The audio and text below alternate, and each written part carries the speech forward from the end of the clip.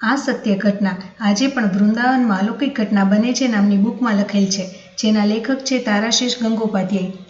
એક ભાગ્યવાન મહિલાનું નામ છે સુતપા દેવી. બાળપણમાં જન્મના થોડા દિવસોમાં તેમના માતાનો સ્વર્ગવાસ થઈ ગયો. ત્યાર પછી જેઓ ત્યારે 10 વર્ષની ઉંમરના થયા ત્યારે તેના પિતાશ્રીનું અવસાન થઈ ગયું.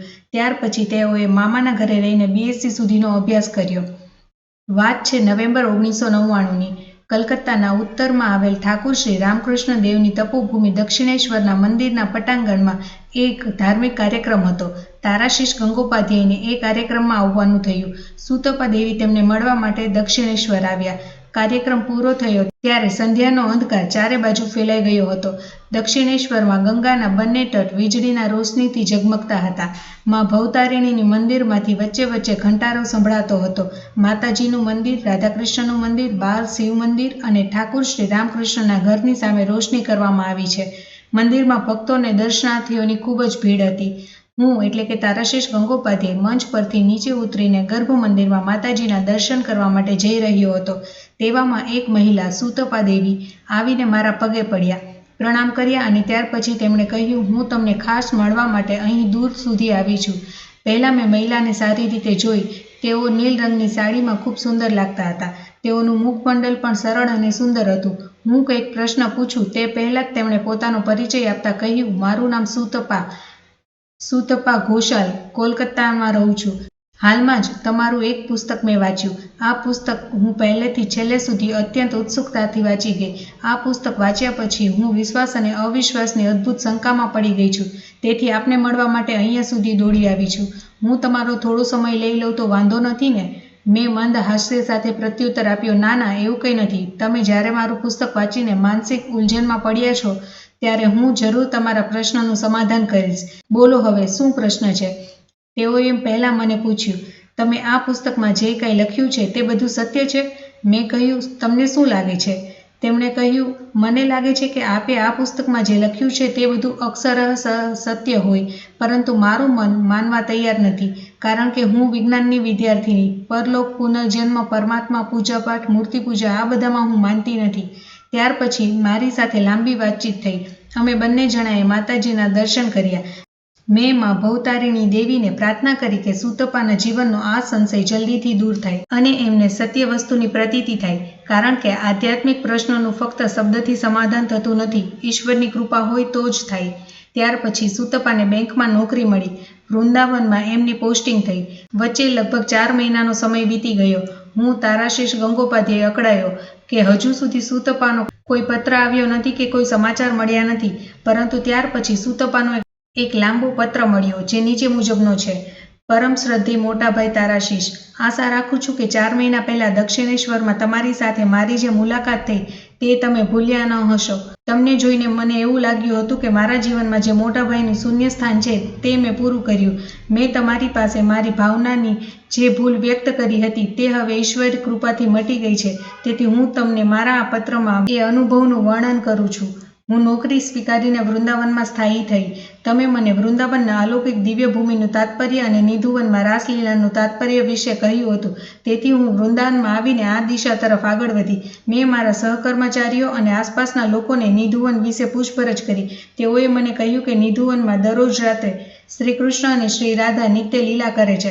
પરંતુ તેઓની આ વાતમાં મને કોઈ વિશ્વાસ બેઠો નહીં, કારણ કે નિધુવન વિશે વંશ પરંપરાથી આ લોકવાયકા ચાલુ છે, પરંતુ આ વિશે કોઈએ પોતાના વ્યક્તિગત જીવનમાં કોઈ અનુભવ કર્યો નથી. પરંતુ એમનો દોષ નથી, તેઓ આ ભૂમિમાં જન્મથી આવું સાંભળતા આવ્યા છે. પરંતુ હું આ લોકવાયકામાં વિશ્વાસ કરનાર વ્યક્તિ નહોતી. તેથી મેં આ બાબતની સચ્ચાઈની ગહેરાઈમાં જવાની કોશિશ કરી. તેથી મેં એક દિવસ રાત્રે નિધુવન જવાનું નક્કી કર્યું. એક રાત ત્યાં રોકાવાનું નક્કી કર્યું. પરંતુ આપે મને આ બાબતમાં સાવધાન કરી હતી, કારણ કે નિધુવનમાં ભૂતકાળમાં જેણે આવો પ્રયાસ કર્યો છે તેઓ સવારે જીવિત રહ્યા નથી. પરંતુ મેં મનોમન નક્કી કર્યું કે ઈશ્વરને શોધવા માટે આ સામાન્ય નશ્વર દેહનું અવસાન થાય તો પણ મને કોઈ વાંધો નથી. મેં પંચાંગ જોઈ લીધું. આવતીકાલે પૂનમ છે. આપે મને કહ્યું હતું કે પૂનમના દિવસે ત્યાં મહારાસ થાય છે. તેથી સામાન્ય રાસ જોવા કરતાં મહારાસ જોવાનું મેં પસંદ કર્યું. હું આખો દિવસ માનસિક રીતે આ કાર્ય માટે તૈયાર થઈ ગઈ હતી. ત્યાર પછી લગભગ સાંજે 7 વાગ્યાની આસપાસ રાતનું ભોજન આટોપીને રાત્રે 8 વાગ્યે મેં નિધુવન તરફ પ્રયાણ કર્યું. હેમંત ઋતુમાં વૃંદાવનમાં ઠંડીની શરૂઆત થઈ જાય છે.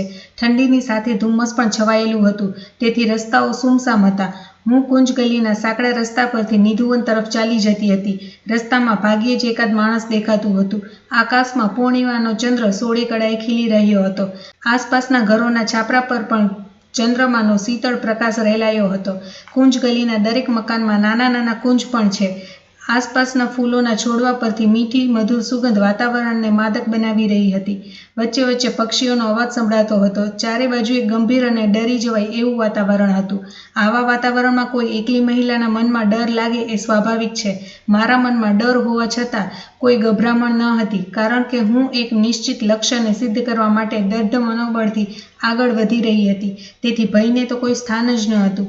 આપે મને કહ્યું છે કે વૃંદાવનમાં કોઈ વાર ડર લાગે તો આપત્તિ જણાય તો આંખ મીચીને 108 વાર રાધે રાધે નામ જપ કરવા. મેં પણ ઘણા ઉચ્ચ કોટીના સાધકોના મુખે સાંભળ્યું હતું આ નામ સ્મરણનું મહાત્મ્ય.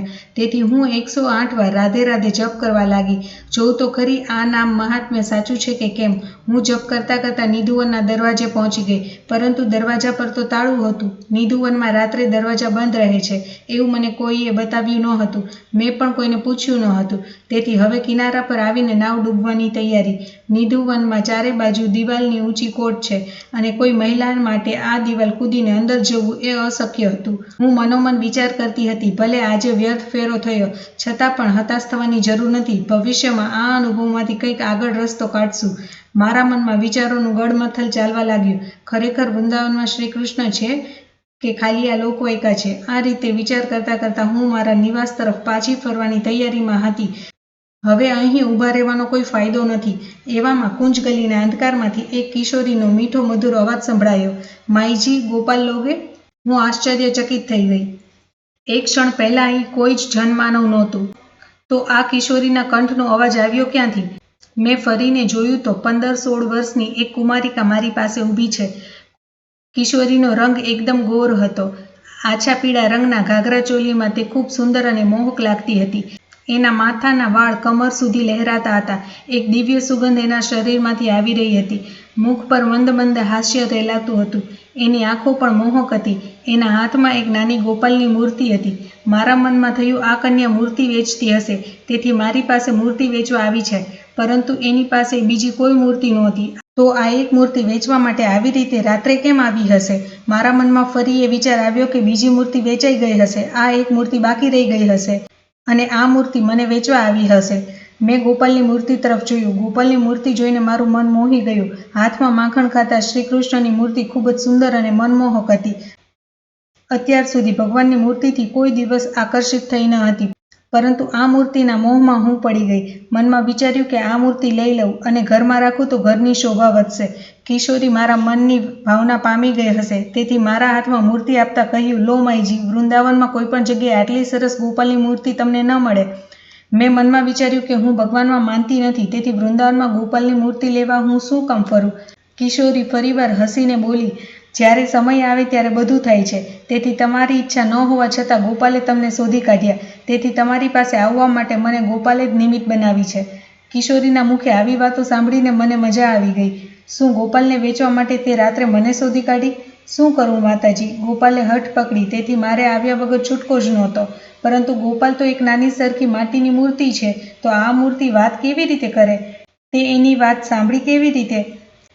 જુઓ માઈજી, આ દુનિયામાં બધે માટીની મૂર્તિ છે. આપણે બધા માટીમાંથી જ આવ્યા છીએ અને માટીમાં જ પૂરાઈ જઈશું. તેથી શું આપણે એકબીજાની વાત નથી સાંભળી શકતા? કિશોરીના મુખેથી આ વાત સાંભળીને હું એકદમ આશ્ચર્ય પામી ગઈ. છે તો ખૂબ નાની, પરંતુ શું ઉચ્ચ કક્ષાની વાત કરી. બીજી જ ક્ષણે મારા મનમાં થયું કે કદાચ ઘરમાં વડીલના મુખે આ સાંભળ્યું હશે, તેથી બરાબર બંધ બેસતું બોલી દીધું. મેં મલક મલક હસતા હસતા કહ્યું, વાત તારી સાચી છે. આપણે બધા માટીમાંથી જ આવ્યા છીએ અને માટીમાં જ સમાઈ જવાના છીએ, પરંતુ આપણી અંદર ચેતના છે, તેથી આપણે એકબીજા સાથે વાતો કરીએ છીએ અને સાંભળીએ છીએ. પણ તારો ગોપાલ તો જળ છે, એની અંદર પ્રાણ નથી, તો તું કેવી રીતે એની વાત સાંભળી શકી? હું કેવી રીતે સાંભળું એ મોટી વાત નથી, પરંતુ મેં સ્પષ્ટ સાંભળ્યું છે એ અગત્યનું છે. એ તમારી પાસે આવવા માંગે છે. આ માટીની મૂર્તિની અંદર વિશ્વ બ્રહ્માંડનો માલિક ગોપાલ બેઠો છે, જેની શક્તિથી આ પૂનમનો ચંદ્ર સમગ્ર પૃથ્વી પર પ્રકાશ રેલાવી રહ્યો છે. જમનાનું જળ ત્રિવેણી સંગમ તરફ દોડી રહ્યું છે, જેની શક્તિથી આ દુનિયાના તમામ કર્મકાંડો ચાલી રહ્યા છે. તો શું તેમને માટે વાત કરવી કોઈ મુશ્કેલ કામ છે? જો તમને વિશ્વાસ ના હોય તો આ ગોપાલને તમારી પાસે થોડાક દિવસ રાખો, તો જ તમને ખ્યાલ આવશે કે હું જૂઠું નથી બોલતી. હું કિશોરીની વાતથી પ્રભાવિત થઈ ગઈ. મને લાગ્યું કે આ સુમસામ કુંજ ગલીમાં ઊભા રહીને વધારે વાત કરવી બરાબર નથી. તેથી મેં કહ્યું, લાવ ગોપાલને હું લઈ લઉં. કિંમત કેટલી આપવી પડશે? કિશોરીએ મલક મલક હસતા કહ્યું, માઈજી, તમે કશું જાણતા નથી. ગોપાલની શું કિંમત હોઈ શકે? હા, એને રાખવા માટે તમારે 16 આના ચૂકવવા પડશે. આ તમે આપી શકશો ખરા? 16 આના એટલે કે 1 રૂપિયો. આ કિશોરી શું કહે છે? ભલે માટીની મૂર્તિ હોય પરંતુ ખૂબ સુંદર છે, તો એની કિંમત ફક્ત 1 રૂપિયો. એટલી બધી ઓછી કિંમત? આ ચોરી કરીને કશેથી લાવી નથી ને? ચોરીની વાતથી કિશોરી એકદમ ગુસ્સે થઈ ગઈ. તે બોલી, ગોપાલની ચોરી કરી શકે એવી તાકાત કોની છે? ગોપાલ તો ચિત્ત ચોર છે, બધાના ચિત્તની પહેલા ચોરી કરે છે. ત્યાર પછી કિશોરી જરા મંદ મંદ હસી અને બોલી, આ 16 આના કંઈ નાની સૂની વાત નથી. 16 આના ફક્ત 1 રૂપિયો નથી, પણ ગોપાલને રાખવા માટે તમારે 16 આની મોલ ચૂકવવા પડશે. જો આપી શકશો ને? મને પણ હસવું આવ્યું. આ કિશોરી મને ઓળખતી નથી, તેથી આવી વાત કરે છે. હું બેંકમાં નોકરી કરું છું, 7,000 રૂપિયા મહિને પગાર છે. મારો 1 રૂપિયો આપવો મારા માટે શું મુશ્કેલ છે? અને 1 રૂપિયામાં મને આટલી સરસ મૂર્તિ મળતી હોય તો ખોટું શું? પરંતુ મારા મનમાં એક શંકા થઈ કે ચોરેલો માલ તો નથી ને, જેથી ભવિષ્યમાં કોઈ પોલીસની જફામાં પડવું પડે. તો પછી મેં મારા મનને સાંત્વના આપી, મેં તો કિંમત ચૂકવીને ખરીદી છે, તો પછી ભય શાનો? મેં મારા પર્સમાંથી 5 રૂપિયાની નોટ આપી. 5 રૂપિયાની નોટ જોઈને કિશોરી માથું હલાવીને ના કહ્યું, મારે 5 રૂપિયા નથી જોઈતા, મારે તો 16 આના જોઈએ છે. તો તમે છૂટા આપી દો. મારી પાસે છૂટા નથી, કિશોરીએ કહ્યું.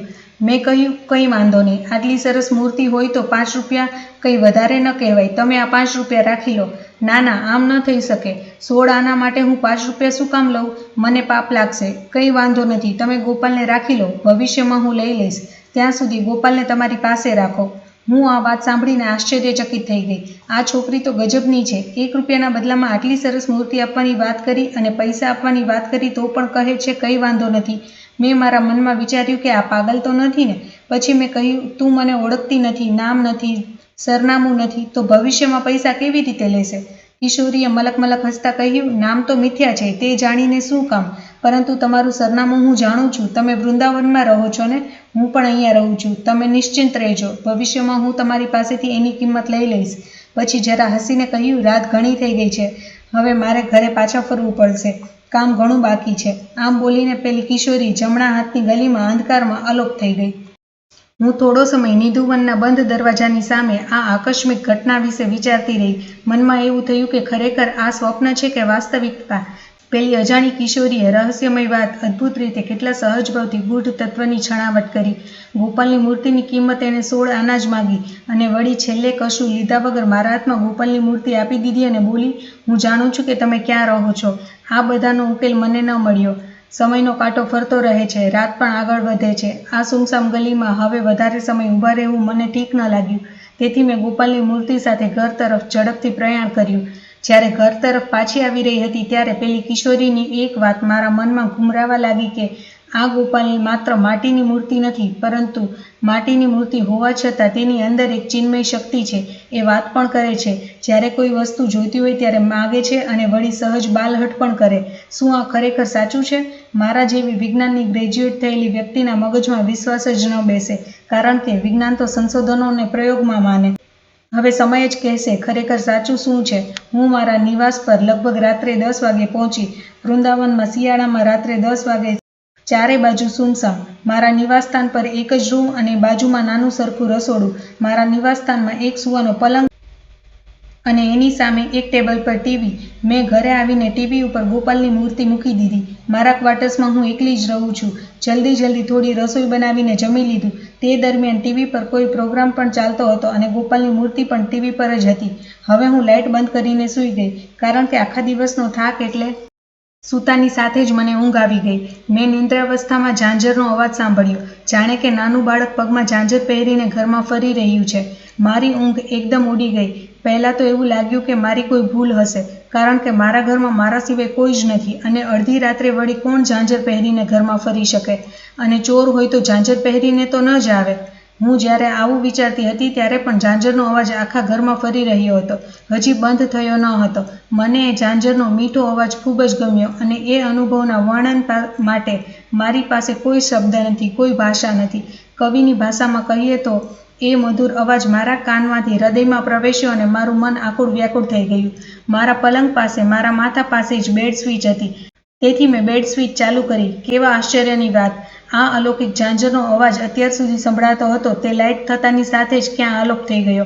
હું પલંગ પરથી નીચે ઉતરી, ચારે બાજુ તપાસ કરી. ખરેખર ક્યાંય કોઈ ન હતું. બધું જ બરાબર હતું. બારી ખોલીને જોયું તો બહાર પણ કોઈ અવાજ ન હતો. તેથી મેં મારા મનમાં વિચાર્યું કે આ કોઈ મગજનો ભ્રમ હશે. થોડીવાર પછી બેસીને ત્યાર પછી ફરી લાઇટ બંધ કરીને સૂઈ ગઈ. ત્યાર પછી સવારે જ્યારે ઉઠીને જોયું તો ટીવી પર જે ગોપાલની મૂર્તિ મેં મૂકી હતી તે મારા માથા પાસે ઓશિકા પાસે આવી ગઈ હતી અને એના ઝાંઝર ટીવી પર પડેલા હતા. આ જોઈને હું આશ્ચર્યચકિત થઈ ગઈ. ખરેખર આ શક્ય બની શકે ખરા? મારા તમામ તર્ક અને બુદ્ધિ જાણે બેર મારી ગયા. ખરેખર આ ગોપાલની મૂર્તિ જળ વસ્તુ હોય તો ટીવી પરથી મારા ઓશિકા પાસે કેવી રીતે આવે અને આ જળ વસ્તુની અંદર ચેતના શક્તિ કેવી રીતે જાગી ઉઠે? મેં બીજે દિવસે ફરી પરીક્ષા કરવા માટે ગોપાલની મૂર્તિ ટીવી પર મૂકી, લાઇટ બંધ કરી દીધી, બારી થોડી ખુલ્લી રાખી જેથી ચંદ્રમાનો ઝાંખો ઝાંખો પ્રકાશ ઘરની અંદર આવતો રહે અને હું પલંગ પર સૂતા સૂતા ગોપાલ તરફ એકી નજરે જોઈ રહી. ખરેખર આજે ગોપાલ આવે છે? ગોપાલ પણ જાણે મારા તરફ જોઈને મીઠું મધુર હાસ્ય કરી રહ્યો હતો. આ રીતે કેટલો સમય પસાર થઈ ગયો અને મને ક્યારે ઊંઘ આવી ગઈ મને ખબર જ ન પડી. જ્યારે હું ઉઠી ત્યારે સવારનો સૂર્યોદય થઈ ચૂક્યો હતો. તેથી હું ફટાફટ ઉઠીને મારી પથારીમાં બેસી ગઈ. મારી નજર પહેલાં સામે ટીવી પર ગઈ, પરંતુ ત્યાં ગોપાલની મૂર્તિ નહોતી. પગના બે ઝાંઝર પડ્યા હતા. હું ટીવીની પાછળ આજુબાજુ મૂર્તિ શોધવા લાગી. મારી નજર પથારીમાં ગઈ અને મારી નજર ઠરી ગઈ. ગોપાલ આરામથી મારા ઓશિકાની બાજુમાં સૂતો હતો અને જાણે કહી રહ્યો હતો, જોયું ને, હવે તમને શું લાગે છે? હું જડ છું કે ચેતન? મોટા ભાઈ, આ છે ગોપાલની લીલા. પહેલા દિવસે ઝાંઝરનો અવાજ થયો હતો, તેથી બીજા દિવસે પગના ઝાંઝર કાઢીને ત્યાં મૂકીને મારી પથારીમાં આવી ગયો, જેથી મારી નિંદ્રામાં ભંગ ન પડે. આ વાત કદાચ કોઈ બુદ્ધિ સંપન્ન વ્યક્તિ ન સ્વીકારે એ સ્વાભાવિક છે અને હું પણ એક વિજ્ઞાનની વિદ્યાર્થીની તરીકે કોઈના મોઢે સાંભળું તો વિશ્વાસ ન કરું, પરંતુ આ ઘટના મારી નજર સમક્ષ મારા જ ઘરમાં ઘટી છે. તેથી આ સમગ્ર ઘટના વિશે હું આપને જાણ કરું છું. આ બાબતમાં આપ સ્પષ્ટતા કરશો. સુતપાનો આ પત્ર મેં 2-4 વાર વાંચ્યો અને મનમાં ને મનમાં હસ્યો. ખરેખર તો સામાન્ય વ્યવહારિક બુદ્ધિથી ઈશ્વરીય લીલાને ઉકેલવા જઈએ તો એ શક્ય ન બને. દક્ષિણેશ્વરમાં માતાજી પાસે મેં જે પ્રાર્થના કરી હતી તેથી વૃંદાવનમાં ભગવાન શ્રી કૃષ્ણની કૃપાથી સુતપાના જીવનમાં અલૌકિક અને દિવ્ય અનુભૂતિ થઈ. તેને માટે હું ઈશ્વરનો મનોમન આભાર માનું છું. હું સુતપાના પત્રનો જવાબ લખવા માંગુ છું. પ્રિય બહેન સુતપા, તારા પત્રમાં ગોપાલ લીલા વિશે વાંચીને હું અત્યંત આનંદ વિભોર થઈ ગયો. તારા પ્રશ્નનો ઉત્તર કોઈ લૌકિક તર્ક કે યુક્તિથી શોધવા જઈએ તો કદી મળવાનો નથી. એને માટે ભક્તિનો માર્ગ જ એક ઉપાય છે. ઈશ્વરની લીલા અપાર છે અને એની શક્તિ પણ અપાર છે. ગયા પૂનમને દિવસે તને જે ગોપાલની પ્રાપ્તિ થઈ હતી, તને જે મધુર બાળલીલાઓનો રસાસ્વાદન કરાવ્યો, તેથી તું ભાગ્યશાળી છો. હવે તું તારી સંપૂર્ણ સત્તા એમના હાથમાં જ સોંપી દે અને જો કેવી પરમ કૃપાની અમૃતધારા ઉતરે છે. મેં તને લખ્યું હતું કે વૃંદાવનમાં જ્યારે કોઈ તકલીફ કે ડર લાગે ત્યારે 108 વાર રાધે રાધે નામના જપ કરવાના અને રાધે રાધે જપથી સ્વયં જ રાધાજી અને ગોપાલ તારી પાસે આવી જાય. તને કદાચ ખબર ના હોય કે ખાલી જપ તપ અને શુષ્ક પૂજાપાઠ કરવાથી ભગવાન રાજી થતા નથી. એ માટે અંતરનો સાચો પ્રેમ અને લાગણી જોઈએ. તારી પાસે ગોપાલ એક નાના બાળકના રૂપે આવ્યો છે. હવે તારા મનમાં જે યુક્તિ કે તર્ક છે તેને છોડી દે. તારા અંતરના સમગ્ર પ્રેમથી એમને ચાહો. એ તારો સારથી થઈને તારા જીવન રથને સત્યના અમૃત લોકમાં પહોંચાડી દેશે. આ તો સુતપાનો માત્ર એક અનુભવ છે. આવા તો ઘણા અનુભવો આ બુકમાં વર્ણવેલા છે. સુતપાએ સ્વયં પોતાની આંખેથી નિધિવનમાં થતા મહારાસના દર્શન પણ કર્યા. એનું પણ વર્ણન આ બુકમાં છે. કહેવાય છે કે નિધિવનમાં મહારાસના દર્શન આ આંખેથી કરવાથી સવાર સુધીમાં કાં તો વ્યક્તિનું મૃત્યુ થાય છે અથવા તો એ અસ્થિર મગજનો થઈ જાય છે. પરંતુ સુતપા સાથે શું બન્યું? શું આપે જાણવા માંગો છો? તો કમેન્ટમાં લખીને જરૂર બતાવો.